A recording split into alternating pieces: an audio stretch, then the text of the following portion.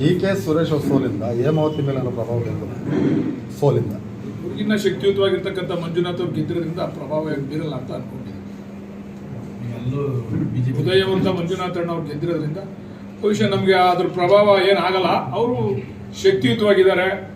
ಜೊತೆಗೆ ನಾವು ಇನ್ನೊಂದೇನನ್ನು ಅಪೇಕ್ಷೆ ಪಡ್ಬೋದು ಅಂತಂದರೆ ಸನ್ಮಾನ್ಯ ಕುಮಾರಸ್ವಾಮಿ ಅವರು ಈಗ ಅಭೂತಪೂರ್ವವಾದಂಥ ಮಂಡ್ಯದಲ್ಲಿ ಜಯವನ್ನು ಗಳಿಸಿರೋದ್ರಿಂದ ನನ್ನನ್ನು ಗೆಲ್ಲಿಸಿ ನಾನು ಮಂತ್ರಿ ಆಯ್ತೀನಿ ಕೇಂದ್ರದಲ್ಲಿ. ಇಡೀ ರಾಜ್ಯದ ನೀರಾವರಿಯ ಜ್ವಲಂತ ಸಮಸ್ಯೆಗಳು ಮೇಕೆದಾಟು ಇರ್ಬೋದು ಅಥವಾ ನಮ್ಮ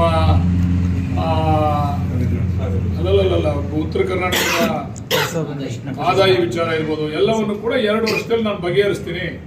ನಾನು ಕೇಂದ್ರ ಸರ್ಕಾರದ ಮೋದಿ ಅವರನ್ನ ಮನವೊಲಿಸಿ ಬಗೆಹರಿಸ್ತೀನಿ ಅಂತಕ್ಕಂಥ ವಿಚಾರ. ಆಮೇಲೆ ಅವರೇ ಅವ್ರು ಸ್ಟೇಟ್ಮೆಂಟ್ ಮಾಡ್ತಿದ್ರು ಮಂಡ್ಯದಲ್ಲಿ ಹೋಗ್ಬೇಕಾದ್ರೆ, ಓಹೋ ಏನಪ್ಪ ಇಷ್ಟೊಂದು ಬೆಂಕಿ ಎತ್ಕೊಂಡಂಗೆ ಆಗ್ಬಿಟ್ಟು ಕಬ್ಬೆಲ್ಲ, ಅಯ್ಯೋ ನನ್ನನ್ನು ಚುನಾವಣೆಯಲ್ಲಿ ಗೆಲ್ಸರಿ, ಇದಕ್ಕೆಲ್ಲ ಪರಿಹಾರ ಕೊಡ್ತೀನಿ, ಮುಕ್ತಿ ಕೊಡ್ತೀನಿ. ತಮಿಳುನಾಡು ಭವಿಷ್ಯ ಇವ್ರು ಗೆದ್ದ ಮೇಲೆ ಮಂಡ್ಯದಿಂದ ನೀರು ಬಿಡಿಸಲ್ಲ ಅಂತ ನಾನು ಅನ್ಕೊಂಡಿದ್ದೀನಿ.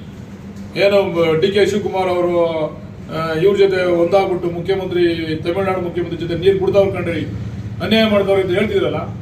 ನಾಳೆಯಿಂದ ಮೋದಿಗೆ ಹೇಳ್ಬಿಟ್ಟು ಆ ನೀರನ್ನೆಲ್ಲ ಬಂದ್ ಮಾಡ್ತಾರೆ. ಇನ್ನು ಮುಂದೆ ಕರ್ನಾಟಕದಿಂದ ತಮಿಳುನಾಡಿಗೆ ನೀರು ಹೋಗಲ್ಲ ಇವರು ಗೆದ್ದಿ ಮಂತ್ರಿ ಆದ್ರೆ ಅಂತ ನಾನು ಭಾವಿಸ್ಕೊಂಡಿದ್ದೀನಿ.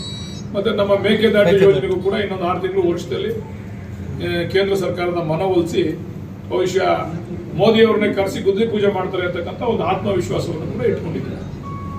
ಎಲ್ಲ ಜ್ವಲಂತ ಸಮಸ್ಯೆಗಳು ಕೂಡ ಇನ್ನೊಂದು 2 ವರ್ಷದಲ್ಲಿ ಕುಮಾರಸ್ವಾಮಿ ಅವರಿಂದ ಈ ಕರ್ನಾಟಕ ರಾಜ್ಯಕ್ಕೆ ಮುಕ್ತಿ ಸಿಗ್ತದೆ ಅಂತಕ್ಕಂಥ ಆಶಾಭಾವನೆಯನ್ನ ಒಬ್ಬ ಸಾಮಾನ್ಯ ಪ್ರಜೆಯಾಗಿ ನಾನು ಕೂಡ ಇಟ್ಕೊಂಡಿದ್ದೀನಿ.